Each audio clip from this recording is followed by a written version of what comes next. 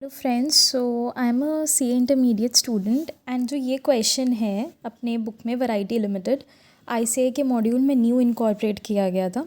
And I am really sorry but मेरे पास कोई प्रोफेशनल इक्विपमेंट तो नहीं है वीडियोस बनाने के लिए at the current moment, but this question मुझे इंटरप्रेट करने में थोड़ा सा टाइम लगा। सो आई एम जस्ट ट्राइंग कि एक जस्ट क्विक वीडियो मैं बना दूँ जिससे आप लोग इसको क्विक इंटरप्रेट कर पाओ। स्पेशली जो ओल्ड स्टूडेंट्स हैं, जो लोग वापस से अटैम्प्ट दे रहे हैं, प्लीज़ ये क्वेश्चन दे के जाना, मिस मत करना। तो let's begin. Okay, so question बोलता है that variety limited holds 46% of the paid up share capital of V R limited. तो क्या है ये वैरायटी लिमिटेड है जो 46% शेयर होल्ड कर रहा है अपने वी आर लिमिटेड में।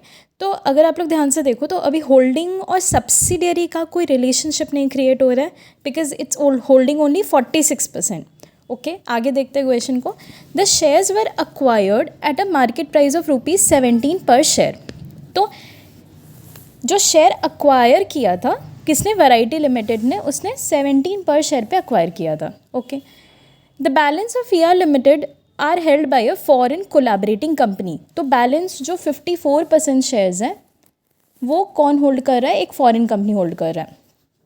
ठीक है, उसके बाद क्या हुआ, एक मेमोरेंडम ऑफ अंडरस्टैंडिंग दोनों के बीच में हुआ, फॉरेन कंपनी के और वी आर लिमिटेड के बीच में, जो कि बोलता है that the shares held by foreign company will be sold to variety limited. मतलब जो हमारा 46% शेयर्स होल्ड कर रहा था वैरायटी लिमिटेड, उसको ही सेल कर दिया जाएगा बैलेंस शेयर्स। तो सबसे पहले यहाँ पर एक चीज़ देखो, अगर ये 54% भी वैरायटी लिमिटेड को सेल कर दिया जाएगा तो वैरायटी लिमिटेड 100% होल्डिंग बन जाएगा इन वी आर लिमिटेड।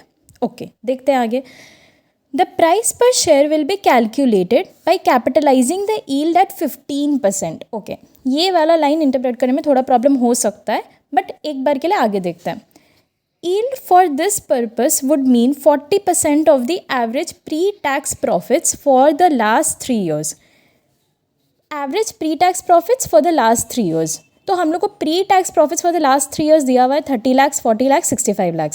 तो सबसे पहले बिना दिमाग लगाए इसका पहले एवरेज प्रॉफिट निकाल लेते लास्ट 3 years का। तो 30 lakh plus 40 lakh plus 65 lakh divided by 3, 45 lakh हो गया हमारा pre tax profits for the last 3 years। ठीक है, तो ये लिख लेते हैं, 45 लाख निकल गया हमारा एवरेज प्रॉफिट। अब इस एवरेज प्रॉफिट का ये क्या निकल गया, ये जो 45 लाख है ये हम लोग का एवरेज प्रॉफिट निकला, इसका 40% करेंगे तो हम लोग को यील्ड मिल जाएगा ना। व्हाट इज़ यील्ड, सबसे पहले तो ये समझते हैं। तो यील्ड जो होता है वो कोई भी कंपनी जो इन्वेस्टमेंट करके या अपनी कंपनी का मतलब कहीं पे भी पैसा लगा के जो अपने कमाते हैं, दैट इज़ यील्ड। तो वो इन्वेस्टमेंट करो तो डिविडेंड हो सकता है, वो आपका प्रॉफिट्स हो सकता है, वो आपका अर्निंग्स हो सकता है। तो वो कितना बोल दिया क्वेश्चन, 40% है। तो हम लोग 45 लाख का 40% करेंगे, अगर 45 लाख का 40% करेंगे तो 18 लाख हम लोग का यील्ड आ जाएगा। ओके, यहाँ तक तो एकदम क्लियर चल रहा है, दिस इज़ ईजी, इतना तो अपने कर ही लेते। नाउ क्वेश्चन सेज कि जो प्राइस पर शेयर है वो निकालने के लिए we need to capitalize the yield. Then what is capitalizing the yield का मतलब, सबसे पहले वी नीड टू अंडरस्टैंड कि कैपिटलाइज द यील्ड है क्या। ये लाइन बोलना क्या चाहता है, ये बोलना चाहता है कि बिजनेस का टोटल वैल्यू कितना होता जिस पे अगर अपने 15% का रिटर्न मल्टीप्लाई करते तो हम लोगों का 18 लाख आता, मतलब अपना यील्ड आ जाता। तो अगर मैं एक सिंपल लाइन में बोलूँ, then what is the total value of the business that would generate this yield if it gives a return of 15%, that is what we need to calculate. तो total value of the business जो ये yield generate करेगा वो कैसे निकलेगा, हम लोग के पास 18 लाख यील्ड है और हमारे पास 15% का रेट है। इसका सिंपल फॉर्मूला अगर मैं बता दूं तो फॉर्मूला होता है हम लोग का कैपिटलाइज्ड वैल्यू निकालने के लिए फॉर्मूला होता है yield divided by capitalization rate. तो हम लोग के पास यील्ड है 18 लाख, 15% कैपिटलाइजेशन रेट है। सिंपल अगर 18 लाख से डिवाइड करेंगे 15% तो 120 लाख हम लोग का यील्ड आ जाएगा, जो यहाँ पे सॉल्यूशन में भी आप लोग को दिया हुआ था 120 lakh. 18 lakh by 0.15, this is the capitalized value. But इसका लॉजिक आई होप अब आप लोगों को क्लियर होगा कि क्यों हम लोग ये कर रहे हैं. हम लोग ये निकालना चाहते हैं कि टोटल वैल्यू ऑफ बिजनेस का क्या होता जो हम लोग को 18 लाख का यील्ड जनरेट करके देता if it gives a return of 15%. Clear है. तो अगर आप लोग इसको चेक करो 120 लाख का 15% करेंगे तो 18 लाख आएगा. मतलब 120 लाख का 15% करने से 18 लाख आता है. तो हम लोग बैक कैलकुलेशन करेंगे तो 18 लाख को पे डिवाइड करेंगे 15%. ठीक है, इतना तो क्लियर है. अब आगे बढ़ते हैं. The actual cost of the shares to the foreign company was ₹540,000 only. ये क्या दिया हुआ है हम लोगों को? ये हम लोग को ये बताना चाह रहा है कि जो cost of shares to foreign company था, मतलब फॉरेन कंपनी जो शेयर्स एक्वायर किया था वो 540,000 पे किया था. The profit would accrue to them would be taxable at an average rate of 30%. The tax payable will be deducted from the proceeds and Variety Limited will pay it to the government. अगर 540,000 का cost था, अब वो यहाँ पर cell कर रहा है वैरायटी लिमिटेड को, तो जो भी डिफरेंस होगा वो प्रॉफिट होगा in the hands of foreign company. हम लोग को क्या करना है, हम लोग को मतलब वैरायटी लिमिटेड को 30% के हिसाब से टैक्स डिडक्ट करना है. Since it is a foreign company तो वी नो कि हम लोग को टैक्स डिडक्ट करके फिर गवर्नमेंट को देना है, TDS काटना है बेसिकली इन सिंपल वर्ड्स. ठीक है, तो इसका काम कैसे किया है देखते हैं. देखो, सबसे पहले क्वेश्चन में निकाल रहा है परचेज कंसिडरेशन. परचेज कंसिडरेशन कितना? 54% शेयर्स का VR लिमिटेड में. अब ये परचेज कंसिडरेशन सबसे पहले देगा कौन? तो वैरायटी लिमिटेड देगा. ओके, VR लिमिटेड का 54% का शेयर्स जो अक्वायर कर रहा है हम लोग फॉरेन कंपनी से, हम लोग मतलब वैरायटी लिमिटेड अक्वायर करिए फॉरेन कंपनी से, उसके लिए वो देगी परचेज कंसिडरेशन. तो कितना देगी? 2 लाख का शेयर्स था, मतलब 2 लाख शेयर्स कहाँ से मिल रहा है? यहाँ पे देखो क्वेश्चन में लिखा हुआ है कि जो VR लिमिटेड है अपना, उसका paid up share capital of VR limited was 20 lakh divided into 2 lakh equity share of ₹10 each. तो 2 लाख इक्विटी शेयर है VR लिमिटेड का, तो 2 lakh shares 60 rupees per share. 60 rupees per share कैसा निकला? हमने क्वेश्चन में यहाँ पे निकाल लिया था 120 लाख है हम लोग का टोटल कैपिटलाइज्ड वैल्यू, मतलब ये है total value of the business. इससे हम लोग 2 लाख शेयर्स हम लोग को जो क्वेश्चन में दिया था वो हम लोग डिवाइड करेंगे तो हम लोग का ₹60 पर शेयर आ जाएगा. तो बेसिकली ये जो 120 लाख है ना, ये 120 लाख का 54% ही हम लोगों को परचेज कंसिडरेशन देना है इन सिंपल वर्ड्स, क्योंकि क्वेश्चन बोल दिया था कि उसको इसी तरीके से डिस्चार्ज करना है. फॉरेन कंपनी जो शेयर सेल करेगी वैरायटी लिमिटेड को वो इस तरीके से ही सेल करेगी, तो हम लोग को भी उतना ही फिर पैसा देना है परचेज कंसिडरेशन. उसका सेल वैल्यू हमारा परचेज कंसिडरेशन, तो हम लोगों ने निकाल लिया. And if you try to think a little तो ये question actually amalgamation and consolidation का एक मिक्सचर क्वेश्चन है, क्योंकि इसमें काफ़ी कॉन्सेप्ट्स अपने को अमलगमेशन का भी निकालना है. जैसे ये जो परचेज कंसिडरेशन निकाल रहा है, in fact even the goodwill capital reserve जो कैलकुलेट हो रहा है वो पूरा अमलगमेशन का कॉन्सेप्ट है, just because the point being कि 100% एक्विजिशन कर ले रहा है वैरायटी लिमिटेड जब ये 54% सेल हो रहा है. तो okay, coming back to the point, हम लोग 54% के हिसाब से डिस्चार्ज करेंगे तो 64.8 लाख हो जाएगा हम लोग का परचेज कंसिडरेशन, मतलब वैरायटी लिमिटेड को जो देना है. अब ये डिस्चार्ज कैसे करेगा? तो आप जब अमलगमेशन का क्वेश्चन करोगे तो आप वहाँ पे देखोगे कि डिस्चार्ज करने का मेथड दिया रहता है, और अमलगमेशन में बोलता है कि जो डिस्चार्ज होता है वो इक्विटी या प्रेफरेंस या डिविडेंड किसी भी फॉर्म में हो सकता है, लेकिन डिस्चार्ज होता सिर्फ इक्विटी और प्रेफरेंस को है. एनीवेज वो तो उन चैप्टर्स का बात है. अभी फ़िलहाल अगर यहाँ पे देखें तो हम लोग को परचेज कंसिडरेशन डिस्चार्ज करने का तरीका चाहिए, तो वो भी आपको क्वेश्चन ने बताया है. ये देखो, द एक्चुअल कॉस्ट, ये तो हो गया आउट ऑफ द कंसिडरेशन.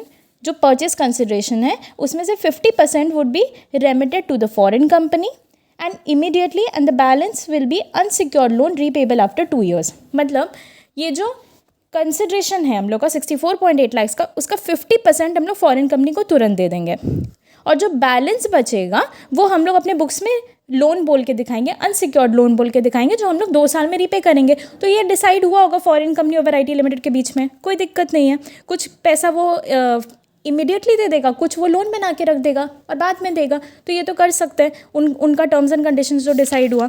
तो अब हम लोग को क्या करना है, सबसे पहले डू नॉट फॉरगेट ये जो 64.8 लाख है ये हम लोग देने के पहले TDS काटेंगे क्योंकि फॉरेन कंपनी को दे रहे हैं, और क्वेश्चन भी बोल दिया। तो TDS कितना निकलेगा, सबसे पहले हम लोग को प्रॉफिट निकालना है। तो प्रॉफिट कितना है, 64.8 लाख माइनस 5.4 लाख।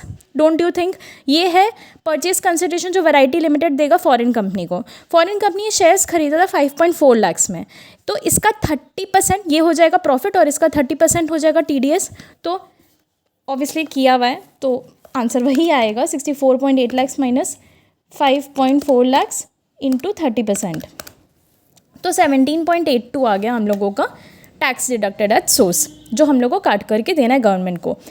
अब इसको माइनस करने के बाद जो बैलेंस बचा वो मेरे को उसका 50% देना होगा फॉरेन कंपनी को। तो 50% of purchase consideration in cash 64.8 lakh minus 17.82 का 50% 23.49 लाख हम लोग फॉरेन कंपनी को दे देंगे, और जो बैलेंस है वो अनसिक्योर्ड लोन बोल के हम लोग दिखाएंगे अपने बुक्स में। Now last part of the question, जो हम लोग को गुडविल या कैपिटल रिजर्व निकालना है। In whose books, in the books of variety limited. मतलब फाइनली वैरायटी लिमिटेड अब सारा शेयर्स एक्विजिशन कर चुका है। तो डू नॉट फॉरगेट, जब हम लोग ये जब निकालेंगे तो हम लोग को एक 54% वाला का तो इफ़ेक्ट दिखाना ही है, साथ में ये जो 46% ही एक्वायर किया था उसका भी इफेक्ट दिखाना है। So do not forget this. तो अब इसको निकालने के लिए सबसे पहले देखो क्वेश्चन में बोल दिया, क्वेश्चन में आपको बताया है कि VR लिमिटेड का टोटल असेट्स कितना था, PPE दिया हुआ है और ये सारा इन्फॉर्मेशन दिया हुआ है। तो ये सारी इन्फॉर्मेशन से आपको क्या मिल जाएगा, आपको नेट असेट्स मिल जाएगा। तो अगेन आई एम सेइंग, ये जो कॉन्सेप्ट है ना, यहाँ पे जिस तरीके से गुडविल कैपिटल रिजर्व निकाल रहा है, ये पूरा अमलगमेशन चैप्टर में हम लोग बहुत अच्छे से करते हैं। अगर आपका वो चैप्टर अच्छे से किया हुआ है तो आपको ये वाला पॉइंट समझ में आ जाएगा। अच्छा, क्वेश्चन में बोलता है कि टोटल असेट्स VR लिमिटेड का था 1 crore. It was decided to write down property, plant and equipment by 1,75,000। तो 1 करोड़ में से अगर 1.75 माइनस कर देंगे तो काम हो जाएगा, क्योंकि टोटल असेट्स दिया हुआ था। तो हम लोग क्या करेंगे, टोटल असेट्स 1 करोड़ मतलब 100 लाख करके लिख दिया यहाँ पर, less reduction in value of PPE 1.75, ठीक है, माइनस करके 98.25 आ गया हम लोग का।